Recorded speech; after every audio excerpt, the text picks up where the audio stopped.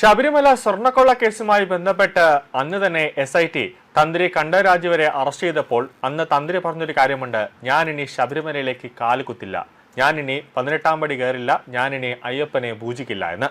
കാരണം ഒരു തന്ത്രി ചെയ്യാൻ പാടില്ലാത്ത ചില തെറ്റുകൾ ഞാൻ ചെയ്തു, അത് അറിഞ്ഞുകൊണ്ടും അറിയാതെയുമൊക്കെ ഞാൻ ചെയ്തു. ഒരു തന്ത്രി എന്നത് അയ്യപ്പൻ്റെ ഒരു പിതൃസ്ഥാനി, അതായത് അയ്യപ്പൻ്റെ അച്ഛനായിട്ടാണ് തന്ത്രിയെ കണക്കാക്കുന്നത്. അതുകൊണ്ട് തന്നെ ഞാൻ ഇനി അയ്യപ്പനെ പൂജിക്കാൻ യോഗ്യനല്ല എന്നാണ് തന്ത്രി അന്ന് തന്നെ പറഞ്ഞത്. നിലവിൽ ഇപ്പോൾ ശബരിമല തന്ത്രി നിയമനവുമായി ബന്ധപ്പെട്ട് കണ്ഠർ രാജീവ് നൽകിയ ആവശ്യത്തിൽ ഇപ്പോൾ ഒരു തീരുമാനമെടുക്കേണ്ട ആവശ്യമില്ല എന്നാണ് തിരുവിതാംകൂർ ദേവസ്വം ബോർഡ് പറയുന്നത്. കാരണം ഈ ശബരിമല സ്വർണ്ണക്കൊള്ളയുമായി ബന്ധപ്പെട്ട എല്ലാ കേസുകളും ശബരിമലയുമായി നടക്കുന്ന ഇപ്പോൾ ഈ മേൽശാന്തി നിയമനമായിരുന്നാലും ഉൾപ്പെടെയുള്ള എല്ലാ കാര്യങ്ങളും ഇപ്പോൾ ഹൈക്കോടതിയുടെ മേൽനോട്ടത്തിലാണ് ഇപ്പോൾ നടക്കുന്നത്. അതുകൊണ്ട് തന്നെ ദേവസ്വം ബോർഡിന് ഒറ്റയ്ക്ക് ഒരു തീരുമാനമെടുക്കാനുള്ള ഒരു അധികാരം ഇപ്പോൾ ഇല്ല. അതുകൊണ്ട് തന്നെ ഈ ഇപ്പോൾ തന്ത്രി ഇപ്പോൾ ദേവസ്വം ബോർഡ് പ്രസിഡന്റിന് ഒരു കത്ത് നൽകിയിട്ടുണ്ട്. ആ കത്ത് ഹൈക്കോടതിയുടെ മുമ്പാകെ എത്തിച്ചിട്ട് ഇങ്ങനെയാണ് തന്ത്രി കണ്ഠർ രാജീവ് ഇപ്പോൾ ഒരു ആവശ്യം ഉന്നയിച്ചിട്ടുള്ളത് എന്ന് ഹൈക്കോടതിയെ ബോധ്യപ്പെടുത്തി ഹൈക്കോടതിയുടെ ഒരു അനുവാദം വാങ്ങിച്ചതിന് ശേഷമായിരിക്കും ഇനി ദേവസ്വം ബോർഡ് ഒരു അന്തിമമായ തീരുമാനമെടുക്കുന്നത്. അതായത് വരാനിരിക്കുന്ന ചിങ്ങമാസം മുതൽ ശബരിമല തന്ത്രിയായി തന്റെ മകൻ ബ്രഹ്മദത്തനെ നിയമിക്കണമെന്നാവശ്യപ്പെട്ടാണ് രാജീവ് ദേവസ്വം ബോർഡിന് കത്ത് നൽകിയത്. കഴിഞ്ഞ ദിവസം ചേർന്ന ദേവസ്വം ബോർഡ് യോഗത്തിൽ ബോർഡ് പ്രസിഡന്റ് ഈ വിഷയം അജണ്ടയായി അവതരിപ്പിച്ചെങ്കിലും അന്തിമ തീരുമാനമെടുക്കാതെ വിഷയം ഹൈക്കോടതിയുടെ പരിഗണനയ്ക്ക് വിടാനാണ് ബോർഡ് ധാരണയിലെത്തിയത്. നിലവിൽ മുൻ തന്ത്രി കണ്ഠർ മോഹനരുടെ മകൻ മഹേഷ് മോഹനരാണ് ശബരിമലയിൽ തന്ത്രിയായി സേവനം ഇപ്പോൾ അനുഷ്ഠിക്കുന്നത്. അടുത്ത ഊഴം കണ്ഠർ രാജീവർക്കാണെങ്കിലും കേസുകളിൽ പ്രതിയായ സാഹചര്യത്തിലാണ് അദ്ദേഹം തന്റെ മകനെ തന്ത്രിയാക്കണമെന്ന നിർദ്ദേശം ഇപ്പോൾ മുന്നോട്ട് വെച്ചത്.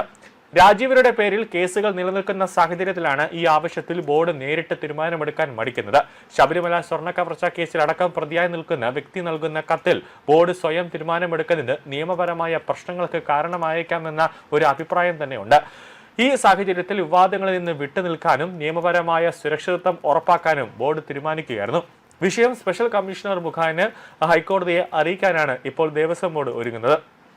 ചിങ്ങമാസം മുതൽ ആരായിരിക്കണം ശബരിമല തന്ത്രി എന്ന കാര്യത്തിൽ ഹൈക്കോടതി തന്നെ അന്തിമ തീർപ്പ് കൽപ്പിക്കട്ടെ എന്ന നിലപാടാണ് ബോർഡ് സ്വീകരിച്ചു വരുന്നത്. അതുകൊണ്ട് തന്നെ സ്പെഷ്യൽ കമ്മീഷണർക്ക് ഈ കത്ത് നൽകി സ്പെഷ്യൽ കമ്മീഷണർ മുഖാന്തരം ഹൈക്കോടതിയിലേക്ക് എത്തിച്ച് ഇപ്പോഴത്തെ തന്ത്രിയുടെ നിലപാട് ഇതാണ്, ഞാൻ ഇനി ശബരിമലയിൽ തന്ത്രിയായിട്ട് നിൽക്കില്ല, അതിനു പകരം ബ്രഹ്മദത്തനെ ശബരിമല തന്ത്രിയാക്കണമെന്ന ഒരു നിർദ്ദേശമാണ് ഇപ്പോഴത്തെ നിലവിലത്തെ തന്ത്രി ഇപ്പോൾ ദേവസ്വം ബോർഡ് മുമ്പിൽ വച്ചിരിക്കുന്നത്. അതുകൊണ്ട് തന്നെ അതിലൊരു അന്തിമമായ ഒരു വിധി ദേവസ്വം ബോർഡിനെ പുറപ്പെടുവിക്കണം, അല്ലെങ്കിൽ ഒരു തീരുമാനമെടുക്കാൻ ഹൈക്കോടതിയുടെ ഒരു ഉത്തരവ് വേണം, അല്ലെങ്കിൽ അതിനുള്ള ഒരു അനുമതി തേടണം. അതിനുവേണ്ടിയുള്ള ഒരു നീക്കത്തിലാണ് ഇപ്പോൾ ദേവസ്വം ബോർഡ് നിൽക്കുന്നത്. ഇപ്പോൾ SIT അവസാന ഘട്ടത്തിലേക്കാണ് കുറ്റപത്രം സമർപ്പിക്കാനായിട്ട് ഒരുങ്ങുന്നുവെന്ന കാര്യം എത്തുമ്പോൾ തന്നെ മുൻ ദേവസ്വം ബോർഡ് പ്രസിഡന്റായ പ്രശാന്തിനെ അടക്കമുള്ളവരെ പ്രതി ചേർത്തുകൊണ്ടുള്ള ഒരു നീക്കം നടത്താനായിട്ട് SIT ഒരു നീക്കം നടത്തുന്നുണ്ട്. അപ്പോൾ അവസാനമായി ഒരു വ്യക്തമായ ഒരു കുറ്റപത്രം ഹൈക്കോടതിയുടെ മുമ്പാകെ SIT സമർപ്പിക്കുമ്പോൾ അതിൽ തന്ത്രി കണ്ഠർ രാജീവരുടെ പേര് ഉൾപ്പെടെ വരാനുള്ള ഒരു സാധ്യതയും അല്ലെങ്കിൽ അതിൽ പ്രതിപട്ടികയിലേക്ക് വരാനുള്ള ഒരു സാധ്യതയും ഉണ്ട് എന്നതാണ് ഏറ്റവും പ്രധാനപ്പെട്ട കാര്യം.